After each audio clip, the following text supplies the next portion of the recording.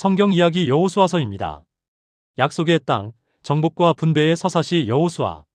오늘 우리는 하나님께서 이스라엘 백성에게 약속하신 땅, 가나안 정복의 위대한 여정을 담은 여호수아서로 들어가 보려 합니다.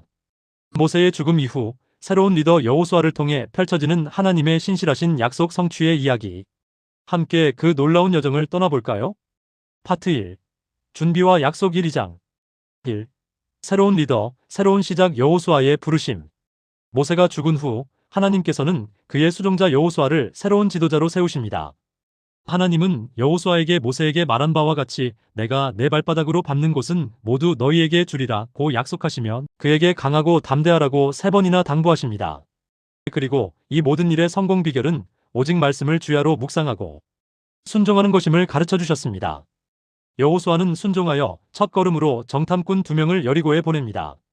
이때 기생 라합은 하나님의 살아계심을 믿고 이들을 숨겨주며 자신과 가족의 구원을 약속받습니다.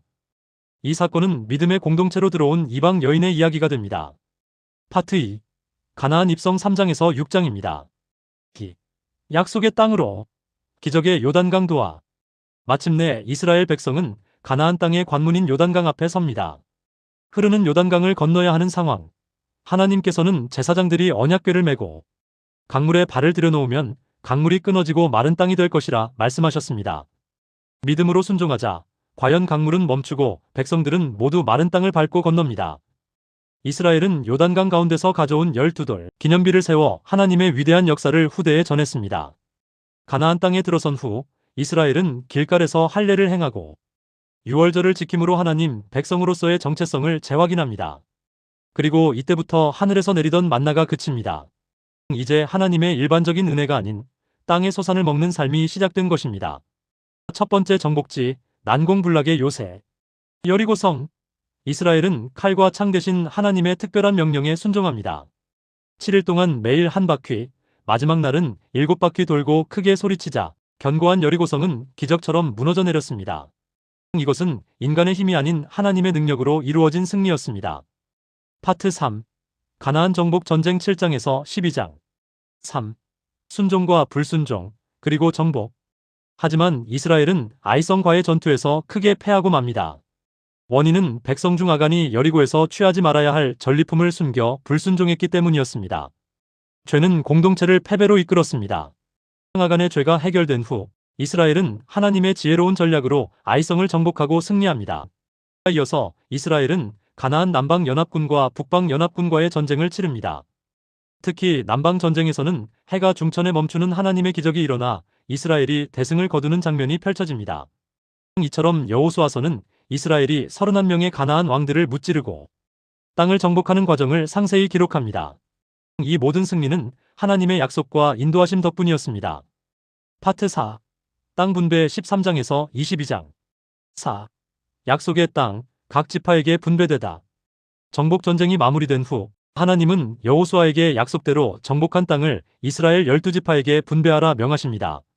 특별히 모세에게 약속받았던 갈렙은 85세의 고령에도 불구하고 헤브론 산지를 기업으로 요구하며 믿음과 용기의 본을 보여줍니다. 땅 분배가 이루어진 후 백성들의 안전을 위한 도피성이 지정되고 땅을 분배받지 않은 레위 지파를 위해 각 지파에서 성읍들이 제공됩니다.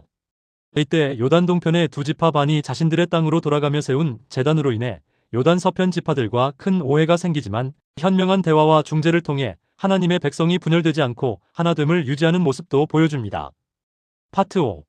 여호수아의 마지막 권면 23장에서 24장 5. 여호수아의 마지막 고백 오직 나와 내 집은 여호와를 섬기겠노라. 모든 약속이 성취된 후 노년의 여호수아는 백성들을 불러 모아 고별 설교를 합니다. 그는 하나님께서 이스라엘에게 행하신 모든 일을 회상시키며 오직 하나님만을 섬길 것을 간곡히 권면합니다. 이 고별 설교의 핵심은 유명한 말씀입니다. 만일 여호와를 섬기는 것이 너희에게 좋지 않게 보이거든 너희 조상들이 강 저편에서 섬기던 신들이든지 또는 너희가 거주하는 땅에 있는 아모리 족속의 신들이든지 너희가 섬길 자를 오늘 택하라 오직 나와 내 집은 여호와를 섬기겠노라. 백성들은 여호수아의 말에 순종하여 여호와를 섬기겠다고 다짐하며 여호수아는 이들의 고백을 증언할 큰 돌을 세웁니다. 이렇게 모든 사명을 마친 여호수아는 110세에 죽습니다. 하나님의 신실하심과 순종의 축복입니다. 여호수아서는 하나님의 신실하신 약속과 그 성취를 보여줍니다. 동시에 순종하는 삶에 따르는 축복과 불순종이 가져오는 비극을 생생하게 증거합니다.